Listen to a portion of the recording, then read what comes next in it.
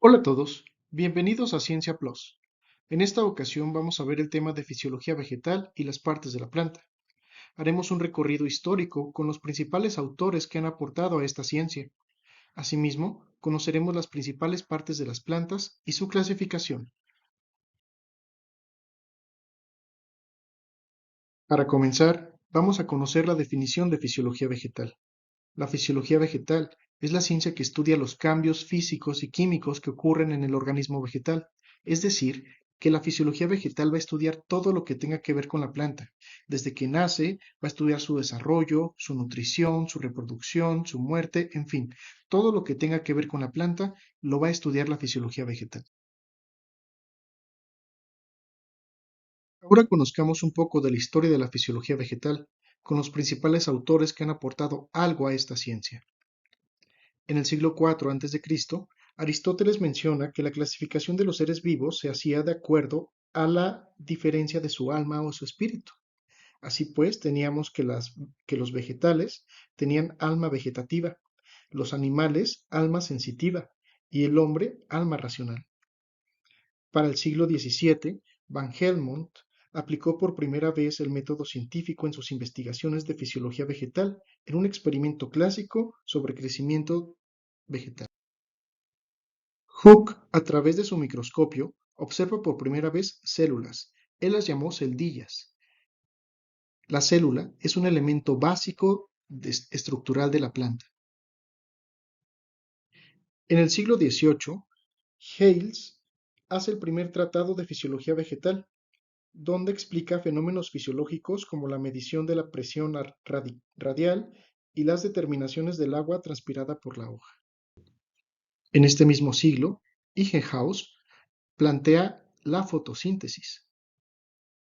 Asimismo, de Sousa publica el libro Investigaciones químicas sobre la vegetación, explicando que las plantas no toman nitrógeno del aire, sino del suelo.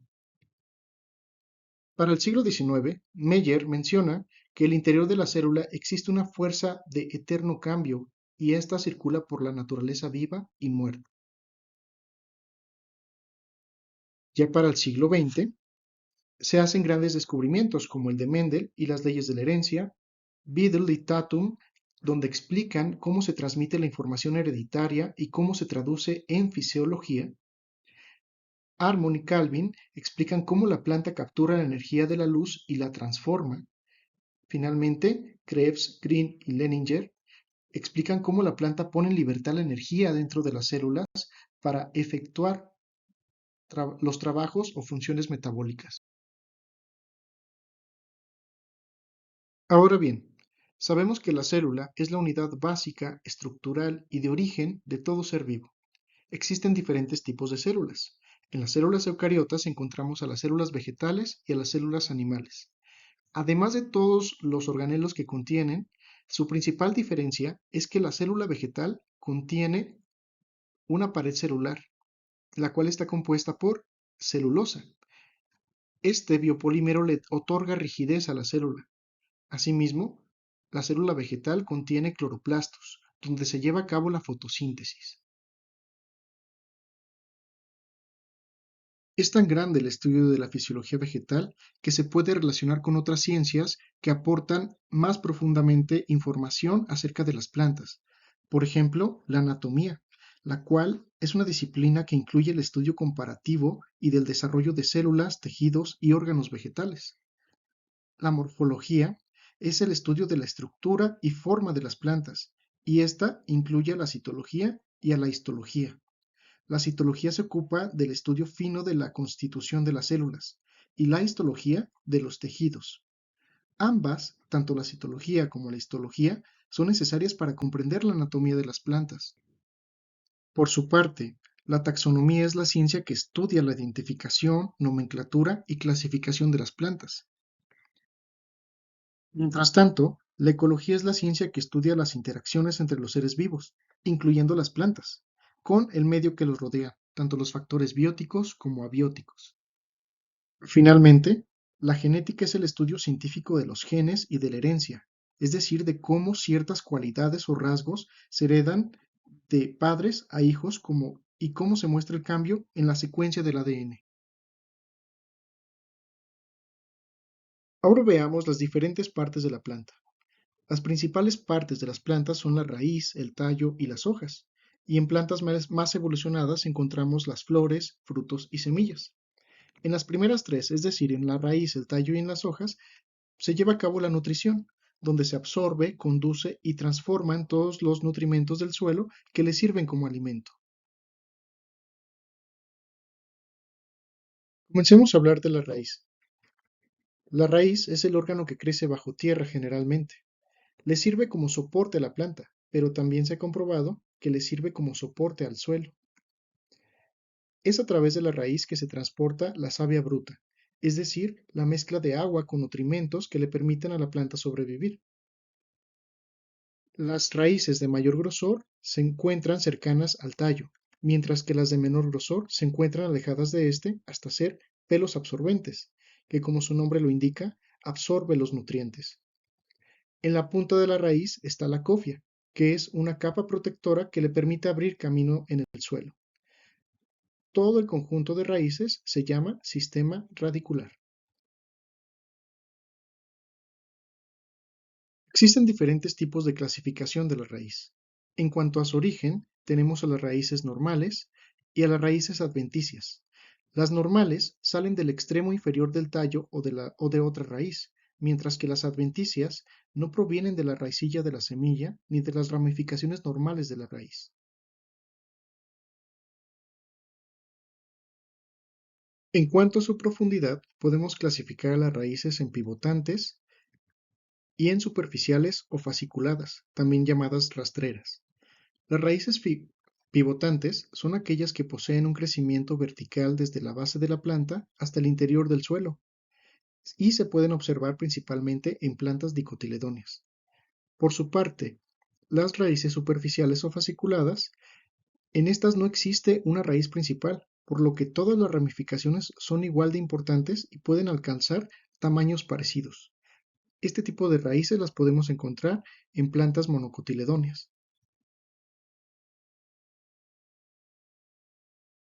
Finalmente, en cuanto a la clasificación en su consistencia, encontramos raíces fibrosas, leñosas y carnosas.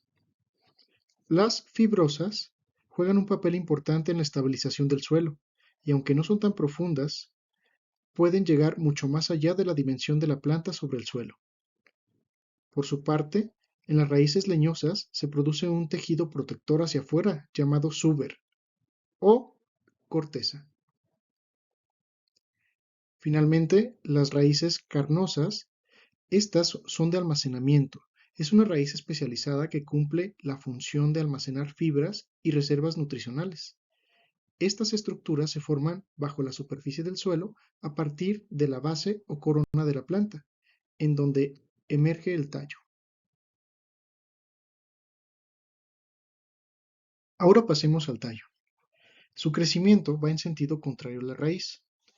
En cuanto a las funciones principales del tallo, se encuentra el sujetar hojas, flores y frutos.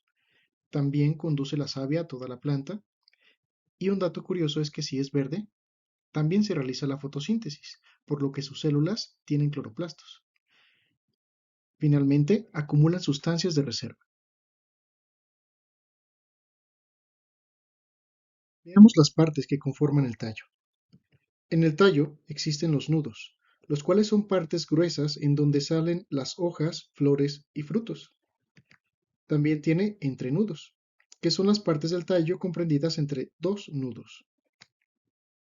Tenemos yemas axilares, las cuales son pequeños brotes de donde salen las hojas o las ramas, y la yema terminal, que es el sitio final del tallo que lo hace crecer.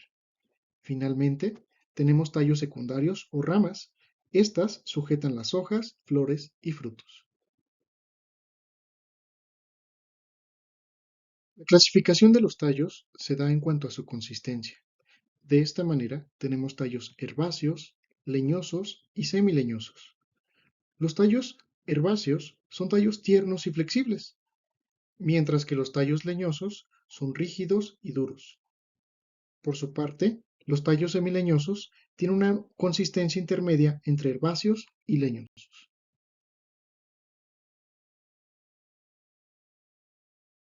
Veamos ahora las hojas. Estas son generalmente verdes, son planas y tienen una inclinación hacia la luz solar. Brotan de una yema axilar y es el sitio generalmente donde se realiza la fotosíntesis, la respiración y la transpiración de las plantas a través de los estomas. Algunas almacenan los nutrimentos.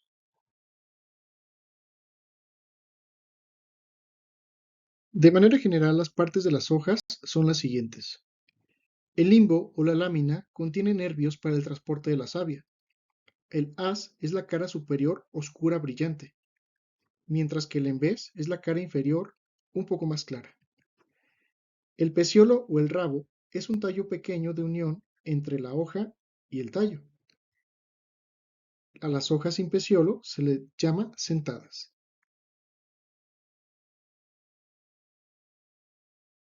La clasificación de las hojas es la siguiente. Existen hojas simples y hojas compuestas. Las hojas simples tienen el limbo entero y existe la presencia de yemas, mientras que en las hojas compuestas el limbo está ramificado en varias porciones llamados foliolos que no tienen yemas. En las hojas compuestas se dividen en palmadocompuestas, pinadocompuestas y trifoliadas. Las palmadocompuestas, todos los foliolos salen del extremo del eje de la hoja. En las pinadocompuestas, los foliolos salen a lo largo del eje de la hoja. Finalmente, en las trifoliadas, tiene 3 foliolos.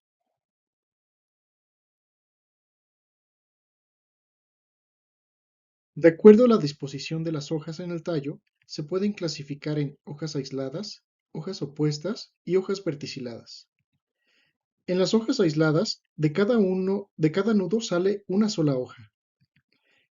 En las hojas opuestas, de cada nudo salen 2 hojas situadas una enfrente de la otra. Por su parte, en las verticiladas, de cada nudo salen varias hojas dispuestas en círculo.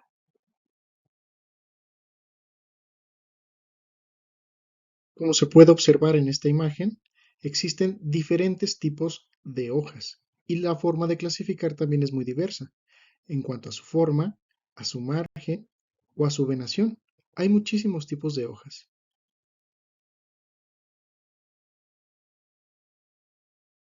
Pasemos ahora a conocer las flores. Las flores son un tallo de crecimiento limitado que desarrolla en su extremo hojas modificadas relacionadas con la función reproductora. Las plantas con flores se llaman angiospermas y las plantas sin flores se llaman gimnospermas. Estas generalmente se encuentran en pinos y semillas desnudas. Conozcamos ahora las partes de las flores de manera general. Las flores tienen una corola, la cual está formada por pétalos con colores llamativos. Contienen también un pedúnculo floral, que es un tallo pequeño que une con el tallo principal. Tiene también un cáliz. Este cáliz contiene los órganos sexuales. El cáliz tiene sépalos, que son unas hojas de protección, y tienen al pistilo o gineceo, el cual es el aparato reproductor femenino. El aparato reproductor femenino, es decir, el pistilo, tiene 3 partes. El estigma, que es la parte pegajosa de la punta del pistilo, el estilo, el cual es un tubo en el que se conducen los ovarios de la planta, y también tiene ovarios, que contienen los óvulos. Estos óvulos son las células sexuales femeninas. Por su parte, los estambres son el aparato reproductor masculino. Este contiene anteras, que produce el polen. El polen son las células sexuales masculinas. Y también tiene filamentos, que sostienen las anteras.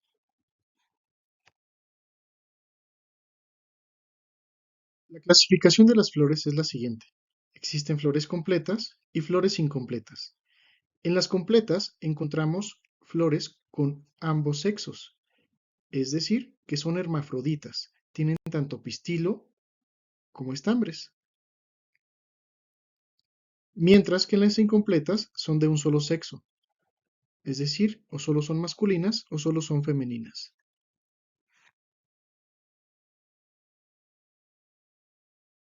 Conozcamos ahora los frutos. Después de la fecundación, los pétalos se marchitan y se caen. El óvulo crece hasta convertirse en el fruto, y los óvulos se convierten en las semillas. Algunos frutos son comestibles y algunas semillas también son comestibles. Las semillas son resistentes hasta germinar en condiciones adecuadas de temperatura y de humedad. En general, la función principal de los frutos gira alrededor de las semillas. Las protegen, las proveen de nutrientes y también facilitan su dispersión.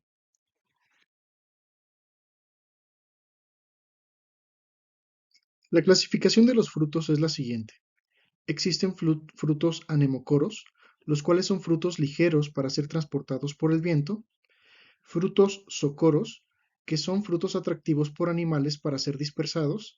En este tenemos a los episocoros, los cuales son frutos que se enganchan fácilmente a los animales, y a los endosocoros, que son frutos que tienen que ser comidos por los animales para transportarse. También existen frutos hidrocoros, que aprovechan el agua para ser transportados, y frutos autocoros, los cuales son frutos que tienen la capacidad de expulsar sus propias semillas a distancia.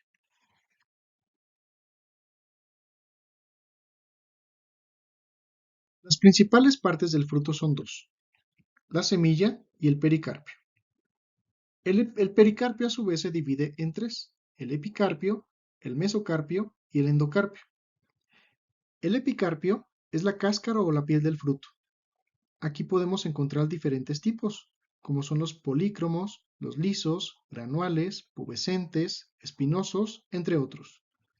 El mesocarpio contiene las sustancias de reserva y el endocarpio es la capa protectora en torno a las semillas. Habitualmente es más duro y a veces contiene también sustancias de reserva.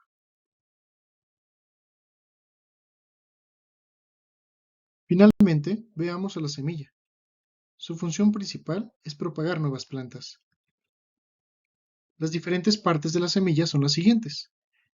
El embrión, que es lo que crece para convertirse en una nueva planta. Este a su vez está dividido en varias partes, como la radícula, la cual constituye la primera raíz, la plúmula, que es la yema localizada al lado opuesto de la radícula, el hipocotilo, que es el espacio entre la radícula y la plúmula, y que posteriormente, con la germinación de las semillas, se convertirá en el tallo de la planta, y el cotiledón, que formará la primera o las dos primeras hojas de la planta.